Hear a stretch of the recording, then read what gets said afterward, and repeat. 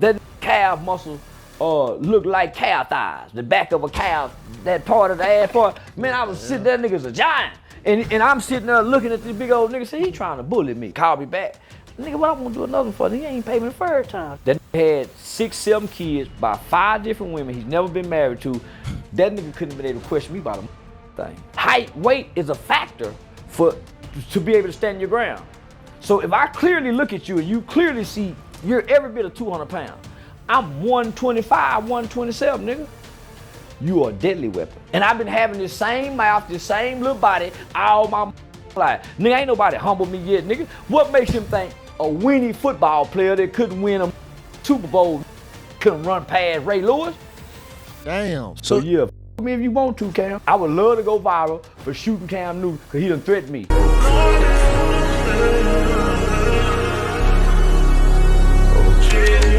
Okay, you said Cam Newton donated $250 to a foundation. Yeah, them little thing, yeah.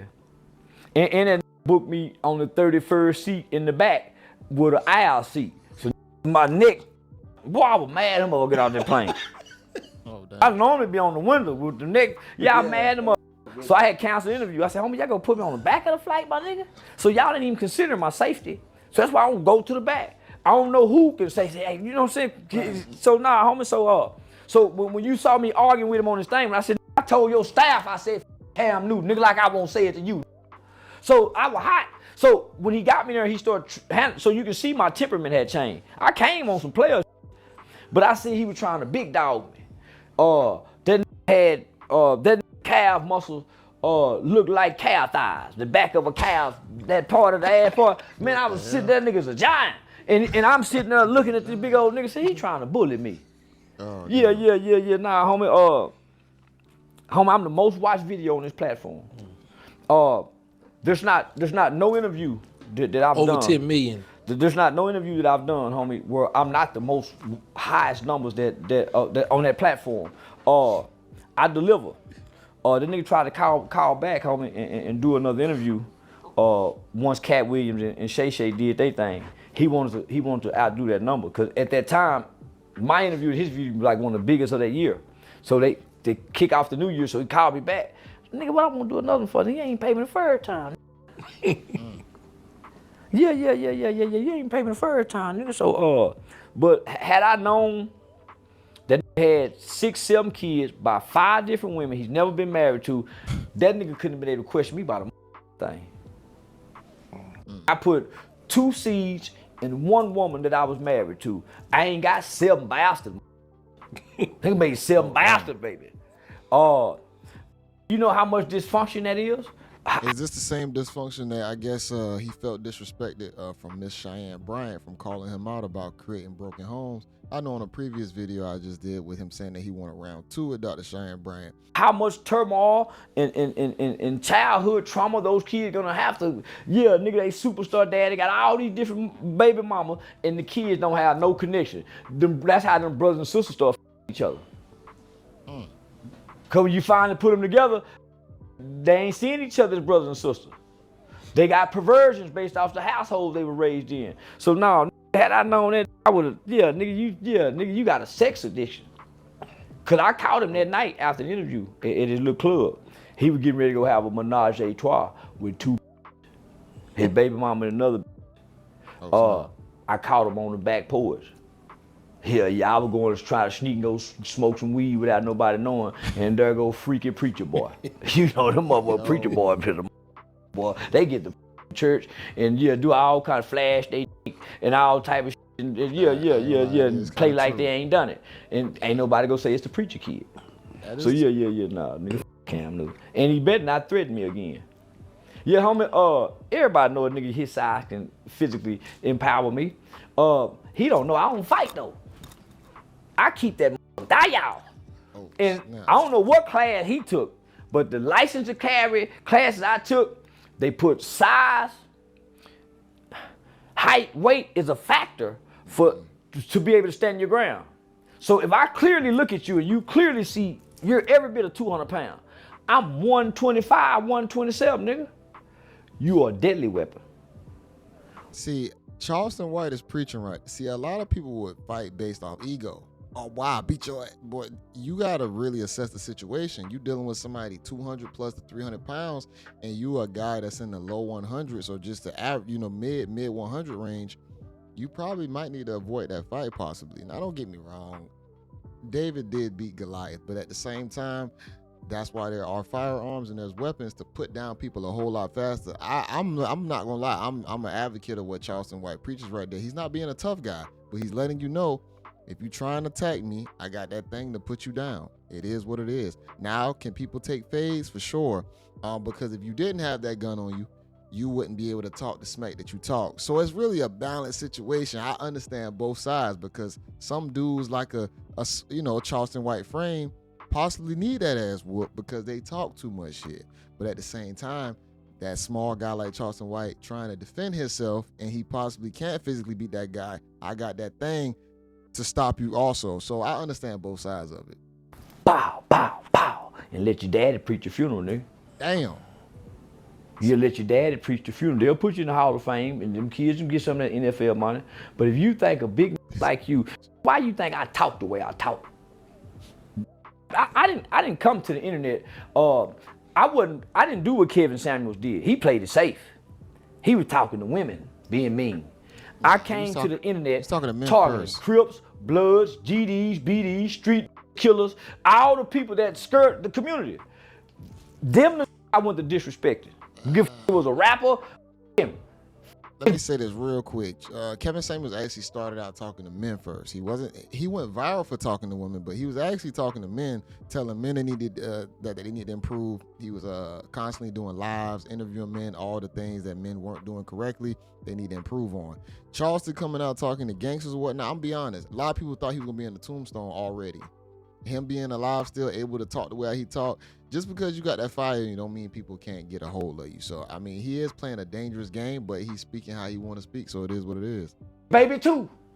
I was scared for a while. Boy, I thought when I said Nipsey Hussle mama and Nipsey Hussle baby, I just knew they were finna come kill me. When they didn't come kill me, I said, Von, baby. So I went to testing everybody. They ain't killed me yet. It's anybody, baby. Ain't nobody hit me in my mouth, swole my lips up where I can't say fucking baby. There ain't nobody hit me in the mouth. Ain't nobody black my eye. So I you baby too, nigga. Oh man, I'm sorry. Ain't nobody humbled me yet. And I've been having this same mouth, this same little body all my life. Nigga, ain't nobody humbled me yet, nigga. What makes him think a weenie football player that couldn't win a Super Bowl couldn't run past Ray Lewis?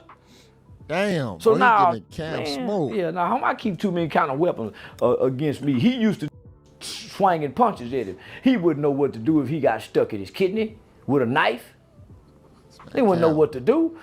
Poking him in his leg where I know the arteries are. Nigga, I know the arteries are, man. Took the biology thing where they got the body up like this. I know what arteries is. Nigga hitting you in that thigh. Yeah, you gonna be holding me. I'm in that thigh. You gonna die from a man, I've been studying this shit, man, practicing. Just like you do fire drill, man, you ought to see me sometime. I put a mace out fast. That's why ain't nobody beat me yet. I've been practicing. They just been saying what they gonna do. I've been practicing not to be a victim. So I'm not on offense. I'm the best defensive player out in the game right now. I ain't on offense. I'm not attacking people. I'm responding to attacks. Charleston White hasn't gotten really pressed like that. I'm not gonna lie. He hasn't been in a situation where he has to really fight for his life. Don't get me wrong. Now, have there been some situations when he was out in Texas, they shut down a few shows or whatnot. They said people tried to check Charleston, but he hasn't been checked enough to where he stopped speaking. He's still speaking the way he want to speak. He's still talking the way he want to talk. Nobody has shut him down on that level. So he can only just keep talking. That's it. He can only keep saying that all the things he say if nobody really gonna check him. So they just let Charleston do what he do. I mean, he does preach a good message. He doesn't preach anything bad. And I think that's probably the point why they don't F with him, because a lot of the things he's saying is true. People might not like the way how it's coming out. He sound kind of egregious, the way how his tone is. But if you really listen to the message, he really make a whole bunch of sense, just being honest. I done beat 3 aggravated assaults with a deadly weapon in 5 years. I had one against half a body. They threatened me online. Holly, what they gonna do? Well, come on. I went like, come on. Got up all my gun, went down to where I was. I set up picnic tables here. I kicked the chairs over here. I was playing G.I. Joe in my mind. This man. And I got my phone recording. Soon as he put in, I finna shoot him, and they put a charge out on my doing that. Hey, the in the barbershop. See, they talk about me getting hit in the barbershop. They don't talk about why I got arrested. They hit me and get to ride off. The camera saw me go car get my gun. I come through the building like the police. What that man did? They said he was in the bathroom. I scaring everybody. Where yeah? He put out the door. I come out the door, squeeze the trigger. People calling 911. All they heard, my wife in the background said, "No, Charleston, no!" That's why they charged me. Cause them. So he was pointing the gun. Yeah, he shoot. Yeah. So yeah, nah, he ain't gonna do nothing to me, and I ain't not gonna respond. Yeah, when you hit me, I'm asleep. I'm dazed. You waking up out of sleep. Well, I don't know who hit me. Nigga, I don't know who hit me. I'm dazed. But boy, when I come to, my gun in. Man. You better pray. And I fought that case for 2 years, nigga. And got that beat. So yeah, f me if you want to, Cam. All right, well, do you think it's possible you and him could win and sit down? Never. I don't like big sissies.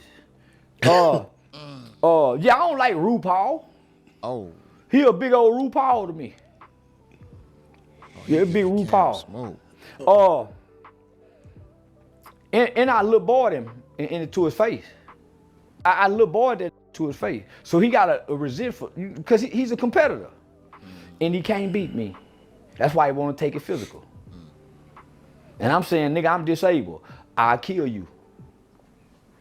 I would love to go viral for shooting Cam Newton because he done threatened me. And said exactly what his brute strength can do. Oh, I believe you, big guy. I believe you. I know you could tear me apart. Yeah, nigga.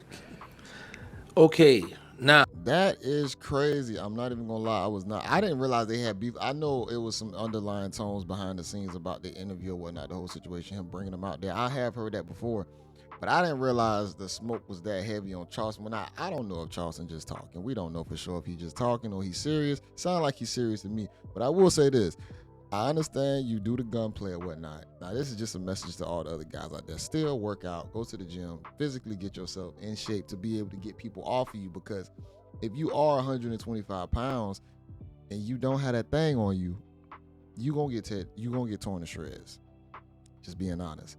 I think you should still be able to handle yourself in possible wrestle situations, to possibly get up and get away.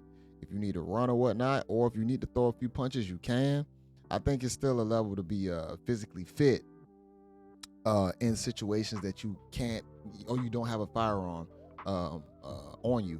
So having a firearm, cool. You know, you can protect yourself from someone that's a lot larger, but at the same time, that's not the end all be all. We got to remember the first forms of weapon or self-defense is always these from the jump. That's what you're born with. Your two hands, your legs, your feet. Those are going to be your first forms of defense. So to rely on a weapon all the time, that's cool and all. Definitely get the training. Definitely have one. I have a couple. But at the same time, I have to still be physically fit and aware of a situation. I might not have anything on me to whether I need to leave. I can run. I'm quick. You know what I'm saying? I train my body to where I can evade and evacuate. You feel me? I can't. Because if you're just a guy out here just not improving yourself physically or always thinking that firearm gonna save you, no. But how y'all feel about the Cam Newton situation with I was about to say Cat Williams, Charleston White.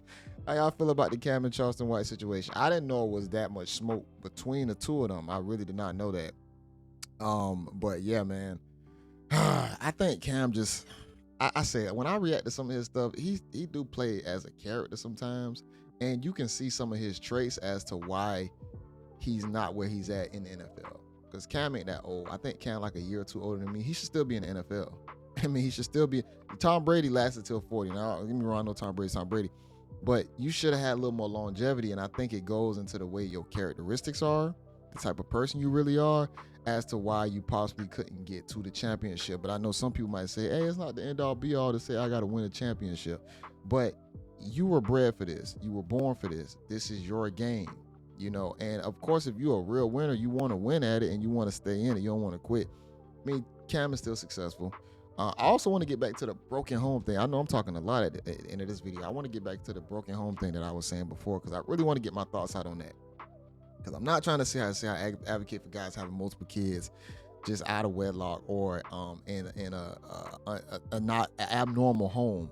But at the same time, I know people say money ain't everything. Money is a big deciding factor on how you can put your kids in the right positions, how you can put your family in the right position, how you can move y'all around, put y'all in the best schools. Granted, yes, the father has to show up to make sure those kids are being nurtured and groomed properly for the world. Yes, but early on, whether it be a male or female child, it's going to be the mother and the family set that's around those children to nurture them and bring them up. Don't get me wrong, the man is going to come in there to toughen that child up. I'm going to be honest, if you got a good mother, she's going to be disciplining all the kids. She ain't going to be playing that stuff. Now, when the guy is to show up when it comes down to the sons doing certain activities, not being a quitter, that's when the guy's going to show up. But I know we got friends right now where the husband works on an oil rig and he's gone for months. He has a son. So men are, men in certain job fields, they can't be home. Father in the military, he's not home. He's gone. He's deployed. What do you expect him to do? So he relies on a good woman, a good baby mom, wife, girlfriend, whatever she is, to nurture the children and to keep their values instilled that the husband has relayed upon her morally for her to relate to the children. See, I think a lot of people just think like, oh man, the money does matter. Because the world we live in today, money has transferred. You building a house from scratch or gardening or hunting out there in the world, your ability to make money, that is that now. So if you can go out there and earn, that's your ability to build. So it don't matter whether money ain't everything, you need it. So you can't gaslight me and say, no, money's not that. No, money is very necessary. Money can get you out of situations and in situations. So I say that is that money, the character is gonna come if you can build the money. From there, if you ready to build a family and you ready to take care of kids, then go ahead and have that family. But if you have the ability to build money, to make money, you should have the ability to build a family as well. And usually a guy ain't just having kids if he just, now don't get me wrong, you got some, you do have some guys that just want to just, create babies. But for the most part, if you're willing to put yourself out there and have them, as a successful guy too, come on now, think about it. He ain't just some average Joe. You out here, you're a rich guy. You putting yourself at risk. So you telling me you not gonna show up for your kids? Come on now, let's be honest. So let me get y'all thoughts on that. I know I went a little far at the end of this video. If y'all still here, I definitely appreciate y'all for rocking with me to the end of the video. Also too, my lives, I don't know when I'm going to be doing another live, just being honest. I do have a career outside of the YouTube space. So time and energy it's just been all a little over the place when it comes down to creating the right schedule, getting the right people around me. And I'd rather not do something if I don't have the right people and the right setup, because I don't want to just be doing it just to do it and giving y'all bull crap. I want it to be done the right way. So I might be postponing lives until further notice. I will let y'all know. It might be smaller panel settings, or it might be the same, how I try and get a larger group of people on there. So I'll keep y'all updated on that, but I'm definitely still gonna be doing the content. We're gonna definitely pumping it out. Hopefully I can get some of my vlogs up on the other channel. I'm having an issue with I got two phones. My second phone, my iPhone, for some reason it's hard for me to get the content off of it. So, and just so y'all know, yeah, that's me when I was in Cancun right there. But yeah, just so y'all know that I do have plans on posting all that content. I gotta do some vlogs on like vehicles and things like that I have not done, but I just can't get the content off. But no excuses though. But I will have some content up on that. Y'all make sure y'all check this interview out in its entirety. I will have it linked in the description. Make sure y'all like this video, comment below. This is your guy JayBReacts, and until next time, y'all. Peace.